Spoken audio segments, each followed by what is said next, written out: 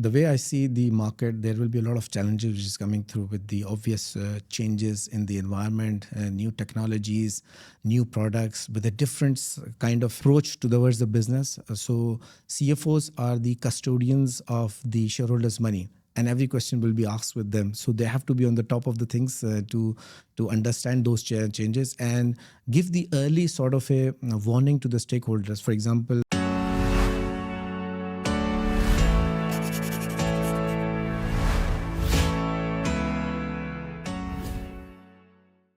Thank you for listening to the podcast thus far. The one favor I would ask, if you can, if you're enjoying what you're listening to, is to press the follow and subscribe button on whatever media platform you listen to us, as it helps us grow our network and grow the podcast. So thank you and enjoy the podcast. Hello, and welcome back to Alchemy Uncensored. We're on our third season, and we promise you that we'll bring in more valuable insights into the financial and tax sector of the UAE. Today, we've got Faisal Anwar. Faisal is a seasoned finance executive with over 25 years of post-qualification experience, recognized for his leadership in navigating complex financial landscapes, IPOs, mergers and acquisitions, and strategic financial restructuring. Starting his career with a Big Four firm as an external auditor and consultant, he later transitioned into the industry, taking on key roles in top-tier family-owned conglomerates and multinational corporations. Throughout his journey, he has consistently driven sustainable financial performance and created long-term value. With a strong commercial mindset and strategic foresight, Faisal has led cross-functional financial initiatives that drive profitability, ensure fiscal discipline,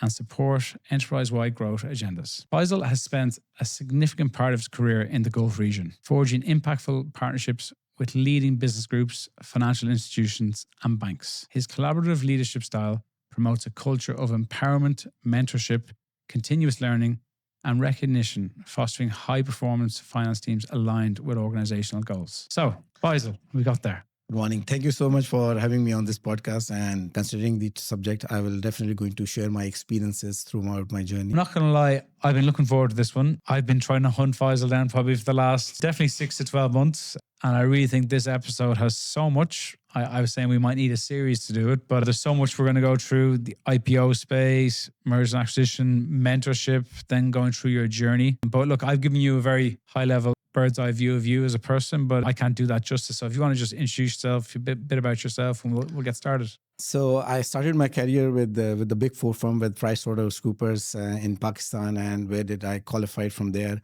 And then after spending 12 years in PricewaterhouseCoopers, I moved to Dubai, and I got the chance in KPMG, which is another Big Four firm. I was the head of the financial services group, reached to the level of directorship. And then in 2012, I moved out from the profession after spending 16, 17 years. I moved to the industry, which was a very good sort of an experience after spending so much time in the profession to the industry. And I worked with Wajil for them for sometime around 7 years.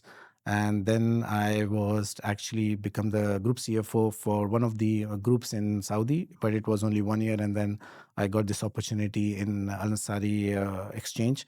In the last 5 years, it was a very good sort of an experience. I did quite a unique sort of assignments for the organization in terms of taking the organization to the listing and doing the mergers and acquisitions, apart from the normal ERP implementations and operational excellence assignments within the organization, apart from my finance function. What I find a lot in the market is that for people within the Big Four, within audit firms, is that if they stay past manager, people think they're just staying, you have to do the long slog to partnership. Yeah. Obviously, you were at director level, head of, then you made the move into industry. So just for our listeners, for people who are within, Big Four or consulting firms, and they're maybe at that assistant manager level and they're trying to get out, or maybe what was the value you seen firsthand from staying on and then making the move into industry? So as I mentioned, I spent quite a time at the profession, but at one stage I was actually, I was a very business-minded and commercial-minded sort of a person. And then I thought that profession is there, but if I have to follow my aspirations, I need to join the actual business in terms of the industry. So that was the trigger point to moving from the profession to the industry. And there was some doubts that since I spent so much time in the profession, how I can, be effective in the industry where I don't have the knowledge. And believe me, I was so effective in terms of looking the things from a different perspective. And the training which has been done in the profession has really counted a lot in when the industry. And I really flourished and become a top talent within the industry itself in the 3 years time when I moved from profession to the industry. And I have actually was the top talent selected for the leadership course by Majul Futem. Okay. So it was a very good sort of a impression on the management that the people who are coming from the profession has really contributed well when they have moved to the industry. And so I guess the whole point, it is doable. So It is doable. For somebody who is associate director, and they say, hey, partnership or going down that track is maybe not what you're giving hope to these people. So just taking you back then, a few years when you made the move, when you were sat at the other side of the desk, look, obviously, as I said, over time, you did a great job, but did you have any concerns or anxiety, or were you doubting yourself when you made the move across? No, actually, it was. I was having industry knowledge itself. It's just that the practical implementation was missing, which I can fulfill when I'm part of the industry. And the good thing which flourished and which helped in terms of becoming a very good sort of a person and a team member in the industry was that when you are in profession, you challenge everything. And when you come in the industry and you start challenging the things, then you realize that there are a lot of things which are unearthed, and then you get the benefit out of it. For example, when I moved there, accounting system was 60-70% manual, and we challenged this. Then why not to implement Oracle or any system? So that was a turning point, and I said that yes, we can draw some excellence. But that challenge actually came when I worked for the profession. If I would have been continued in the industry, probably I would have actually continued with the same system for long. That's actually a really good point, because what you're saying, again, for the listeners here, is that because you came in at such a senior level, you could challenge straight away. Yes. And you came from the other side of the desk where you are not the bad guy, but you're the guy who's, you're asking questions, you're asking the difficult questions. And if you come in, let's just say, newly qualified and grown up with the business, of course, you're not going to be in a position to challenge. Exactly. Because the thing is that when you are in finance, you are basically, every department has a leg in finance, but you are not challenging because you are not part of that cycle itself. But when you come from the profession, in your external audit, in your assignment, you cover the whole organization. It's just that the practical implementation was missing, which you can fulfill. You don't think twice about asking difficult questions, I guess. No, actually, not at all, actually. And the people sometimes was surprised that it has never been asked by the finance team. I said that this has always been the first time. And if you really have to position yourself in the market, the first thing comes is the self-challenge within the organization and matching with what is happening in the market. If you do not challenge yourself within, you will not going to grow, because market is growing very fast, if you can experience in the last 10, 15 years. Yeah, well, I think it's a very interesting perspective, because, it makes sense. And especially in this part of the world where, being challenged or challenging is sometimes people are afraid because they don't know maybe how that will end up for them professionally. But I guess to start off here, so, the unique challenges and opportunities in managing finance for companies scaling across multiple products and countries, like, what's your thoughts on that?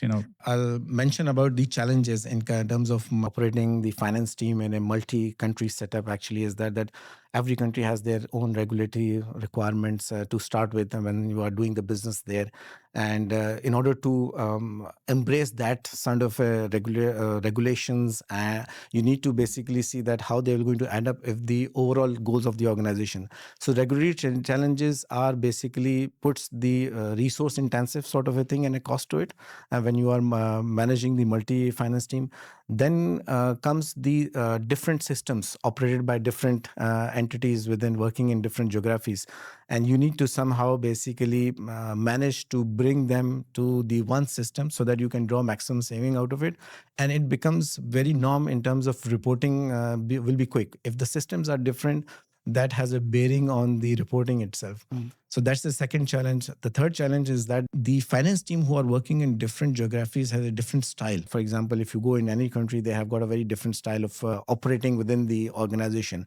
And you need to understand those things as a leader. If you are basically operating in those markets and being a parent company for those markets, you have to align your sort of a... having emotional intelligence or, Emotional intelligence there. Actually, their holidays, actually, their working hours, time difference is there. Then even in the meetings, you have to have a very different tone just to match with them, and the speed itself. For example, some geographies are very slow in terms of their business, but some geographies they are very fast. So you need to match those kind of things. Then, in terms of analyzing the product itself, and when you are operating in a multi-country environment, you have to have the product feasibilities and cost charges to it, barring the tax regulations which are coming into this season very fast. We have seen Very that fast, last yeah. year it came in UAE, and now lots of other countries will definitely going to follow this path. And then there are tax complexities will going to come through. So one has to see that when they are working in a multi-country environment, how to charge the product. Transfer pricing. Transfer pricing things are there. So those are the things which has to be considered. And then obviously taking all along the teams, because although they are working in different geographies, you have to take them all along with the common objective of the parent company who is sitting in any geography. And then you have to have a very inclusive sort of an environment, so that they should not feel that, okay, if we are 20% of the organization, probably we will not be getting that kind of importance. So you need to take along with them that even though they are 10 to 15% or 20%, they are effective part of the whole organization. One thing I always find with my guests, the one consistent thing is that working in different geographies, different teams, and being exposed to, I know off air you were mentioning that, it's not a case you've just been, in this region, you've been to UK, perhaps you've been to Spain, Hungary, and I think that's a big thing where you went out of your comfort zone. When you go to these meetings, these people, they have different ways of looking at things. Some things you agree, some things probably not. But how did that sort of help bring you on professionally? It depends on what is your style, because if I look back to my style, it has always been engaging. It has always been respecting the opinions, no matter whether their opinion matches with yours or not. But whenever you engage the other teams, whether it is in a meeting or in a team meeting or whatever, I think so. It actually work in quite a geographies where I worked it. When you are engaging, when you are inviting them, when you are asking their open questions, respecting their opinions. Yes, this is right, and making sure that they are the part of a full inclusive sort of an environment, rather than I'm coming, so since I'm taking the lead in this meeting, I will actually tell my protocols. So engagement actually helps. Working in different countries. It's building the relationships and showing them, I'm sure, that you're human after all. Yes. Because I think when people see a job title and everything, they can get scared. But humans are humans. And the thing is that if you basically make the other party, whether it's a supplier, it's a customer, or it's your team, comfortable in terms of the things that whatever the particular matter is, their presence is really important. Then the things become very easy. Whether I worked I went to Malaysia, I went to, in this GCC region, I work in every country, and it really helped me. And the starting point is that I'm not a perfect, but I'm still in the process of learning, and I will learn from you, and you will learn from my experience. And this strategy really worked very well for me. The point you flagged, obviously, you're more commercially minded than a classic back office accountant. So the one thing in this part of the world is that sometimes finance can definitely be seen as a cost center. Yeah. Obviously now you're working with a global listed business. You've heavily regulated. You've got a team, you've got reports, you've got deadlines. But talk me through the role of finance in business strategy. How have you seen it now? Look, in the business strategy, the finance has a very critical role. And I tell you why it is very critical, because at the end of the day, every initiative, every move, you have to translate into the numbers. And finance team are the ones who basically transform these sort of initiatives or any products into the numbers, that what benefit it is going to bring to the organization. And I'll share you some of the examples that in some places where I worked, there are a lot of IT spent which was held by the stakeholders and not approving it because they see the cost. But when they come to the finance, and finance actually translates the value into the numbers, that because of this spend, this is the value and this is translated to numbers, that actually help in terms of rolling out those IT projects or any other products into the reality. Otherwise, it was held up because the management and the stakeholders only see the cost. So when the finance is involved, and in terms of the strategy, it is basically more towards the how you manage the products and their profitability, and how you partner with the different stakeholders within the organization. For example, I've given one IT example, operations team. They have a huge base to fulfill the requirement of the customers. But are they having the operational excellence within their operations team? Are they very tech savvy in terms of delivering the products to the customers? Same is the case with the sales team. Sales team have got a mandate to sell the products, but are they dynamic in their pricing so that the customer can see that value, that look, yes, there can be dynamic pricing which fits into my budget itself. So all these initiatives are only there when the finance has really partnered with the other stakeholders. Same is the case with compliance department, how to bring automations to bring the operational excellence, plus obviously the cost saving and adding value to the bottom line for these shareholders. So there are lots of things where finance can do it. Now the big thing is coming out about the customer behavior analysis. So finance has a very effective role in that, and this is one of the area where I'm really working in the last 6 months, is that how to analyze the customer data and analyzing the customer behavior, and then sitting with the sales team to channelize and formulate the sales policies based on those behaviors. So this is basically being finance, supporting the sales function in terms of analyzing the customer behavior. Business partnering with them. Exactly. And then I'm going to touch down an area which I'm very excited to chat about, because one thing that's in the last couple of years, especially in Abu Dhabi, is that every second company, they want to IPO. They all want to list. It seems to be the sexy thing in finance now. Yeah. But, and that's why I'm so happy that you're here, because, you're one of the few guests that's been through it all. You have that bow to your string or string to your bow. And, I'm quite keen just for you to, give us a bit of insight for an aspiring CFO or a CFO who's sat there now and says, I want to get this under my belt. Yeah. Just to talk through, I think your experience, I think you mentioned you were nearly 2 years in the making to get yourself ready Right. before the listing. So again, if you're happy to share some insights, then that would be great.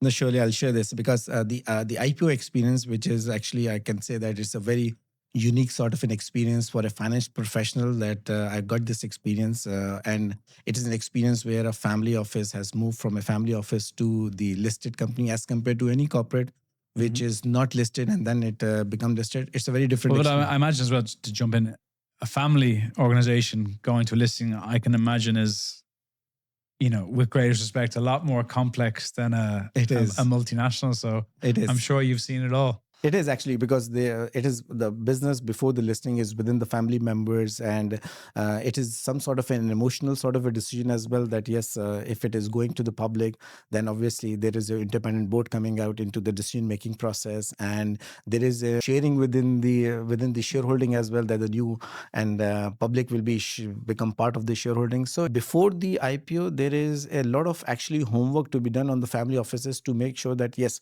there are clear objectives, and the very clear objective is that if the family offices are thinking to grow in terms of their in the local markets or regional markets, they have to come up on the world map. And the best way to come on the world map is to list the company, so that wherever you go into the region to partner with any of the counterparties, they can see that yes, you are a listed company, and every affair is basically published there, and you can find about the company. And the whole IPO process, once it has been decided, yes, that let's list the company with obvious reasons of enhancing the business, and becomes and objectives could be different. It's the legacy, it should be the inheritance as well. But more important is that to grow the business by putting the company into the world map. It's a very extensive process, and I can share my experience. Yeah, please do. Yeah. There are more than 10 to 12 advisors involved, from the bankers to the book runners to the PR agencies to the advertising agencies to the external auditors to the experts, the tax consultants. So there are a lot of people. There's a big payroll there. It is a big payroll, and I can share with you that at one point of time, when I was in an MS team meeting, there are 90 people, and we were taking the updates on the IPO activity on a different work streams. So it is there, and then as a part of that, you have to demonstrate to the public who want to become part of this listing, is that how strong this company is and what are the future plans in terms of the growth, in terms of bringing value to the shareholders when it becomes listed. So that was there. Then regulators were there, lawyers were there actually in this IPO journey, all taking effective part in just around 1.5 to close to 2 years to basically prepare for the IPO, and then the final day of listing comes to the DFM. And what was it like then the day it listed for you? It was actually a big sort of it seems that yes, we did something very big for the organization, and when the bell was rung in the DFM itself on 6th of April at 9 o'clock, then it seems that yes, we have achieved a great sort of an achievement. And then just digging into that then, so can you share a bit of insight on your role now as part of a listed business compared to before April 6th?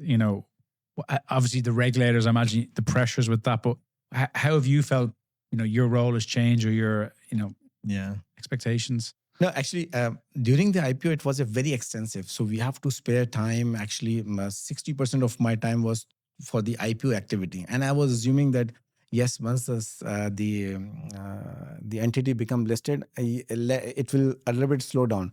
But believe me, it is not, because once you become listed, every quarter you have to basically invite the auditors, you have to close the books, you have to arrange a board meeting, then you have to have an investor presentation, then the press release, then the board packs, audit committee packs, and then the investor call as well. So every quarter, this is a series of activities. That's why you've been so hard to get on this podcast. And that's right, actually. And with all due respect, I mean, it is something very extensive. It's very extensive. And I was thinking that after the IPO and then the company becomes listed, pressure will be but you must have to have a crazy amount of energy.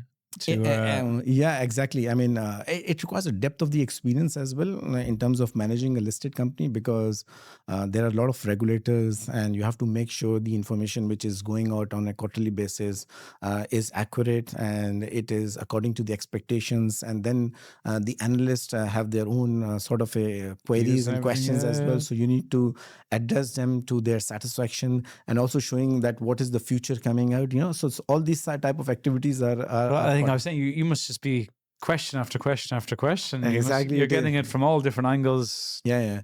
So it is the internal sort of a scrutiny of the numbers within finance. Well, I think scrutiny is the biggest word. I think exactly. I think scrutiny is for our listeners or people that want to go down this road, be prepared. It's exactly. It's a tough examination, and as you said, every quarter you're having the same calls. Yeah, because the thing is that internally we have to see, then the internal stakeholders are their CEOs and all, and then the audit committees, then the board of directors. They will question each and everything, and you have to be ready. But the thing is, you have these guys; they're being paid to ask questions. That's their job. They're gonna actually, and they're very smart guys and smart guys, and they have a responsibility because the shareholders have appointed them, and because of their expertise and because of all, they wanted to make sure that everything is. I mean, it's right actually. And has this experience, going through the listing before, after, I imagine this has brought you up even further in your career now that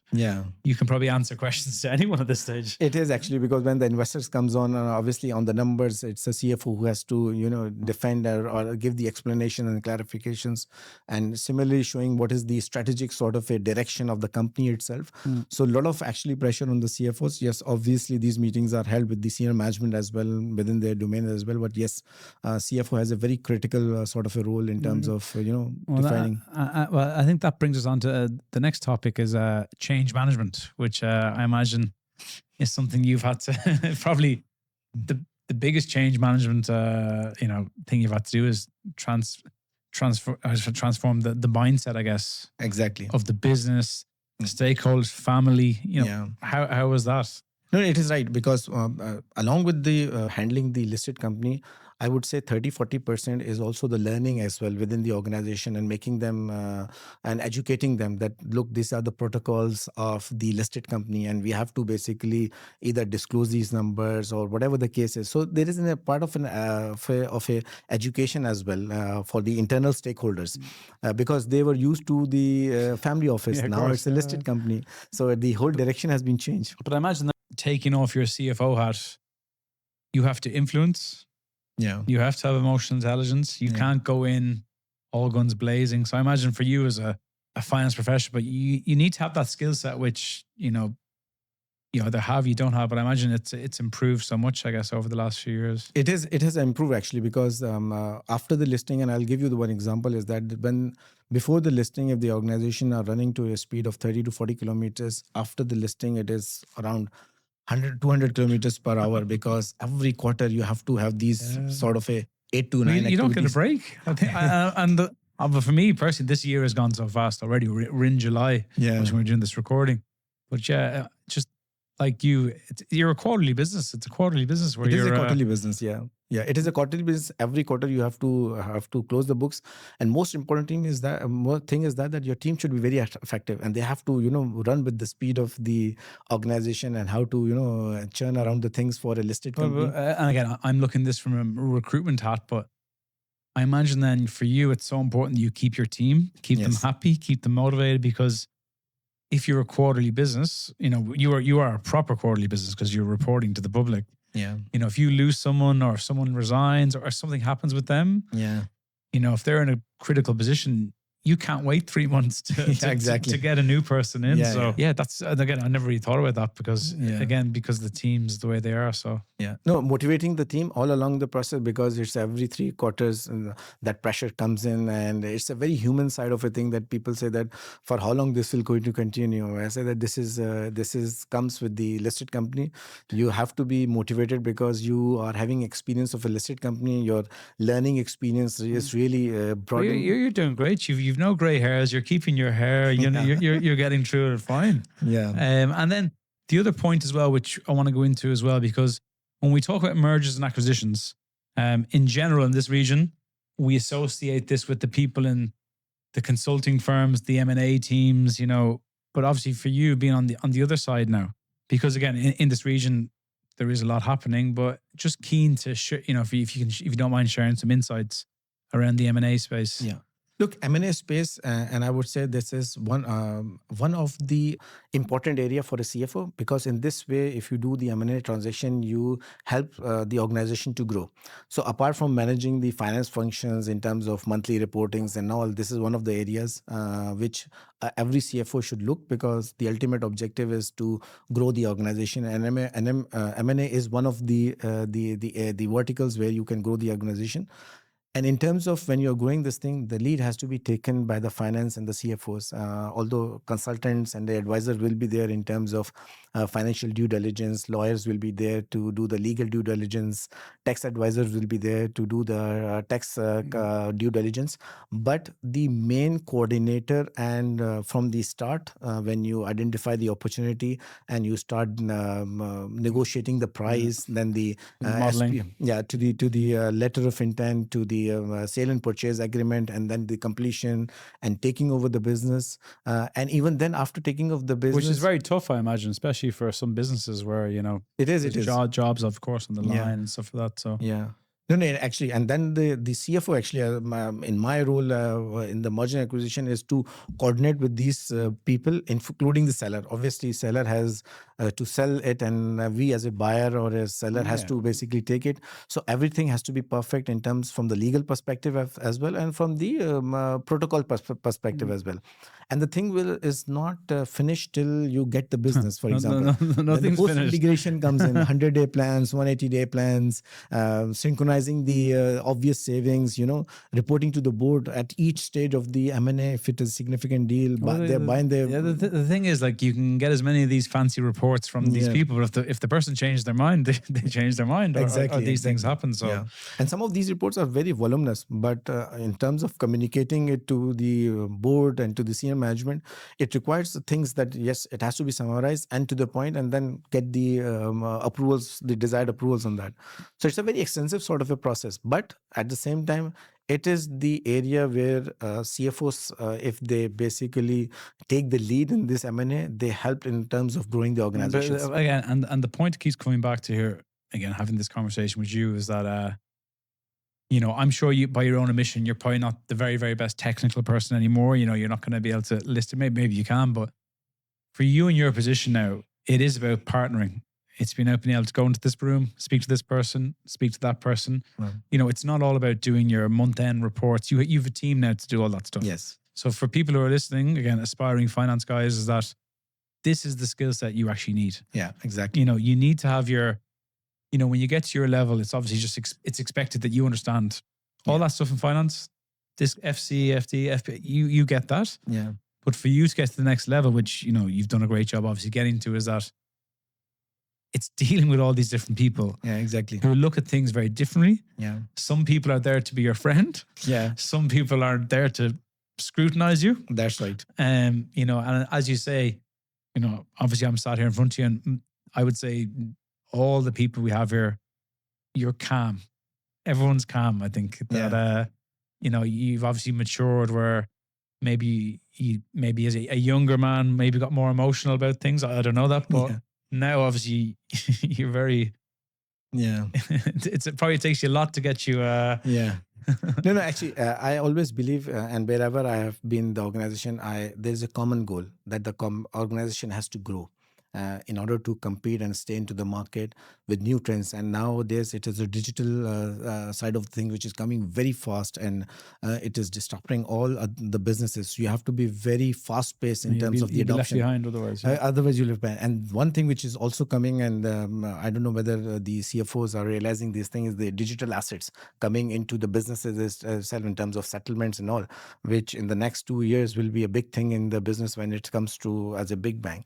So what I always feel is that I always partner with different departments. I partner with IT and help them roll out their big sort of IT plans, which are always being seen as a cost. But when you have seen the stakeholders who have a power and authority to approve it, when they see the value, yes, those things are become very easy. Same is the case with operations team, how to bring operational excellence, how to increase the staff productivity, for example.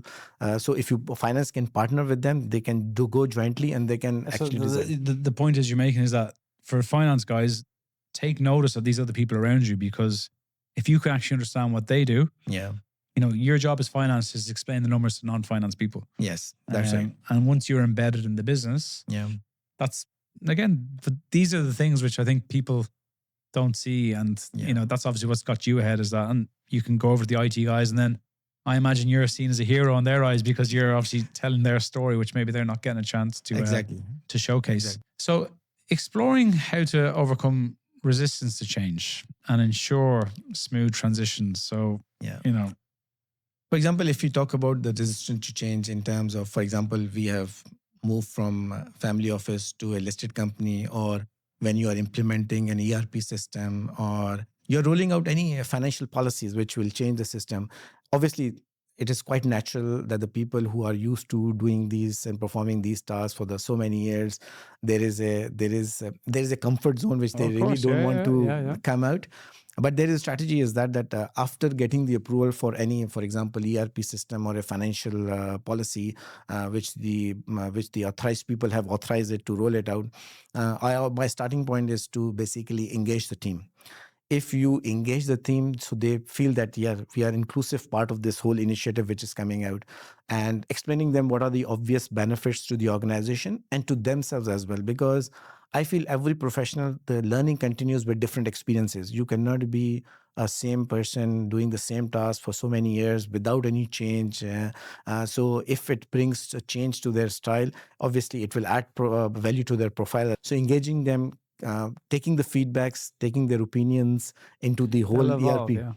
Involving them actually, and helping them in terms of, for example, if it's an ERP implementation, giving them the opportunity to be trained by the experts so that they can perform their duties, and taking them along with the entire process through steering committees, to identifying project champions in that, identifying those people who have a desire to learn from those experiences, whether ERP or financial policies, and highlighting them into the whole plan itself. and recognizing their efforts in terms of the senior management, so that they will be encouraged that yes, our efforts, obviously ERP implementation of ERP systems is not easy, and you have a current task, and additionally you have to do the implementation as well. So it is an added burden on the teams. So recognizing them in front of the senior management or to the It board, goes a long way. it goes a long way, and it keeps them motivated. Yeah. And I practiced this thing in 4 or 5 implementation, and it really worked very well. People get a good soft-defined experience. They were rewarded when the successful implementation was done. They themselves have recognized that how the working environment has changed, and it is good for the organization because you have upgraded the corporate governance of efficiencies. the efficiencies, and obviously the cost saving, which has improved the bottom line as well. Yeah, good. And one point, and again, I want to go into you quite deeply with this, around mentorship. Yeah. Mentoring. And this is a very hot topic, I think, for a lot of our listeners, because it's always a question we get is that, mentoring and what sort of people I should be going for, or how do I find a person? But quite keen to just get your take.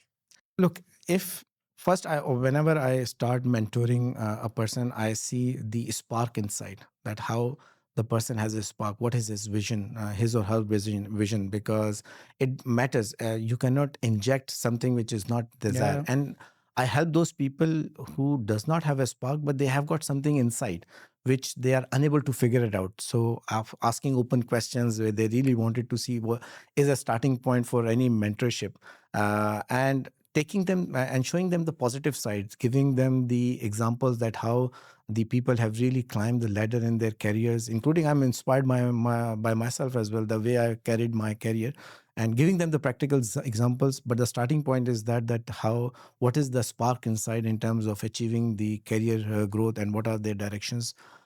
Because I felt in my career that people are there, but there is no sort of a clear direction until unless.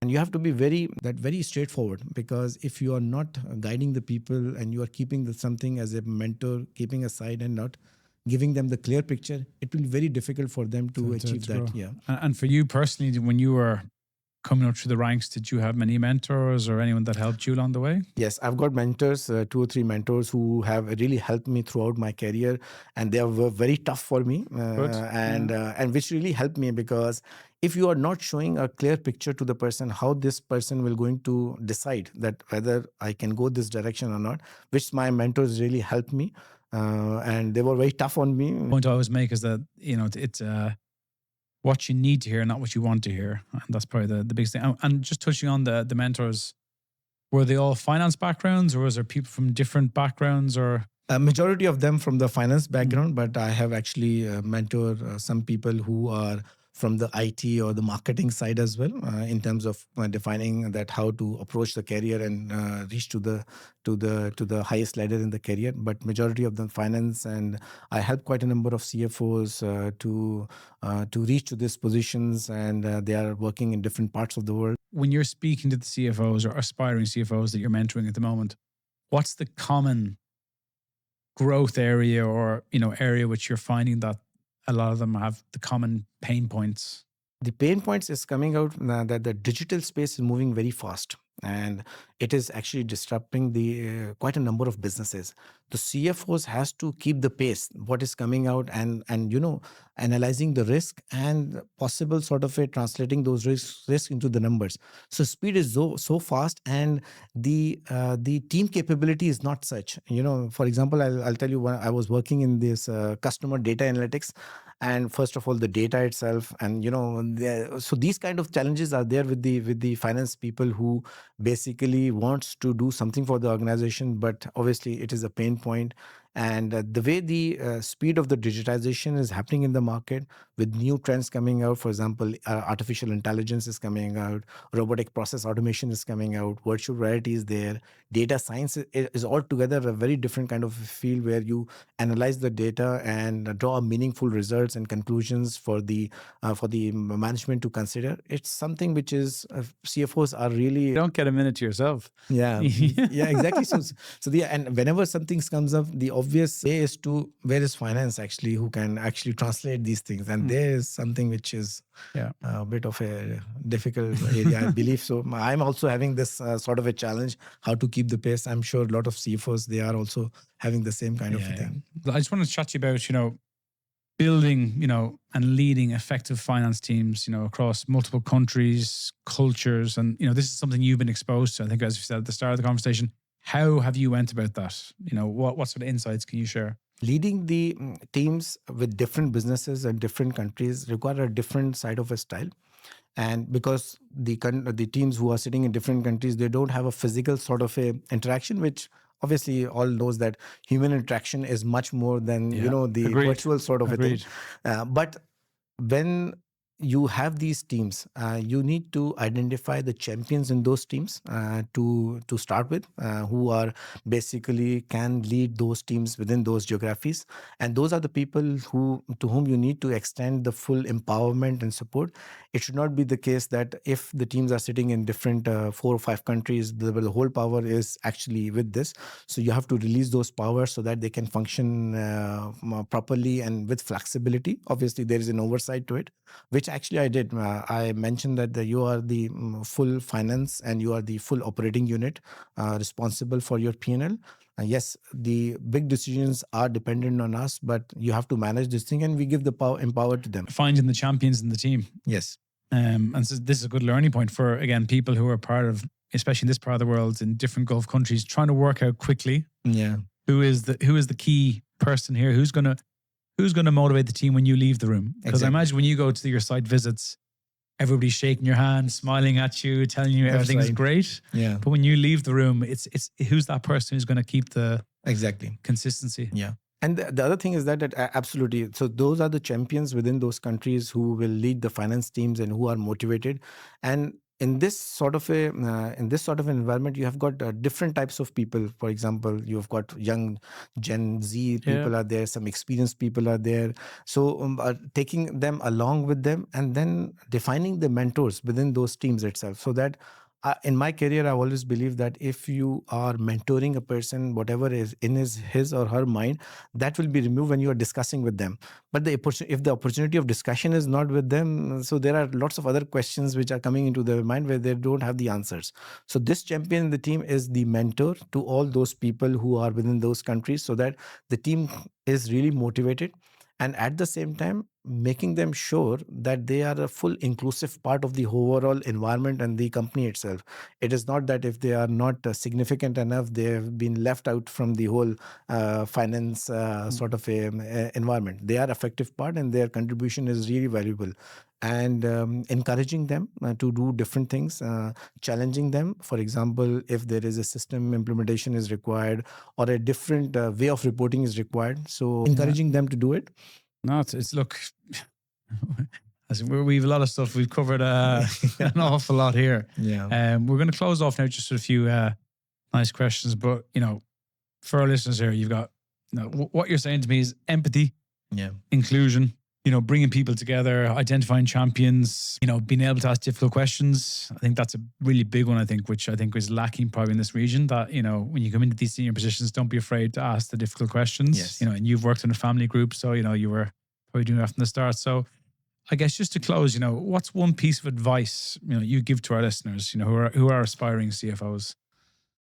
The thing is that look, the way I see the market, there will be a lot of challenges which is coming through with the obvious changes in the environment, new technologies, new products with a different kind of approach towards the business. So CFOs are the custodians of the shareholders' money, and every question will be asked with them. So they have to be on the top of the things to understand those changes and give the early sort of a warning to the stakeholders. For example, recent thing which I discovered is that the digital assets are coming very fast to the business, whole business ecosystem.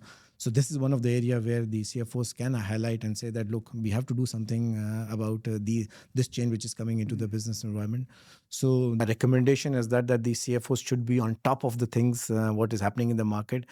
It is not the case that you are being asked to close the books on a monthly basis and produce the numbers and give the variance versus last year budget. It is now beyond that, and people and the stakeholders expect that kind of a thing, of a challenge. They expect everything, I'd say. Yeah, exactly. And then just last question, a nice on a lighter note. Yeah. If you could have a conversation with a younger self, Yeah. Before you are, what would you say? That career is something which everybody has to take it very seriously. And I'll give this example in my quite a number of sessions. It's just like a bank account. When you get a salary, you start analyzing that I need to pay a rent, I need to shop, I need to book the travel tickets and all. Similar is the case with the career. And you have to sit back and see where you are heading, what adjustment you need to make, what skill set you need to acquire to reach to a position which you have set as a target. Otherwise, if you do not pay attention to your career after some years which have been lost, you will regret that, okay, if I would have paid that attention, I would have reached to a different level. Barring that, you have a career aspiration to reach to the heights of your career. And what would you say is your personal definition of success? Two things I will mention. I have never stopped learning, whether it's from my junior, from my peer, from my senior. I find it every opportunity to learn different things. And second thing is that I have never shy away from the challenges. If the challenge is there, whenever you enter into a corporate world, challenges, issues, and difficulties will be there. And the approach I followed is that bring it on the table, we'll discuss it, and we will basically find the solution. But if I would have shy away from the challenges and difficulties, probably I would not have reached to this position. And the learning, most important, I have never missed any opportunity where I haven't got a learning, even from my juniors or anybody else. Oh, I think you could do a podcast series after today anyway. So look, Faisal, on behalf of the team at Alchemy, incredible episode. I think we'll have to definitely get you back again, because I know we've definitely a lot more to cover. So thank you for your time today. No, thank you so much for having me here. I hope my humble experience is beneficial for the people, and thank you very much for having me here. Oh, thank you. So we hope you all enjoyed this episode. Please make sure to subscribe to our podcast, and see you on our next episode.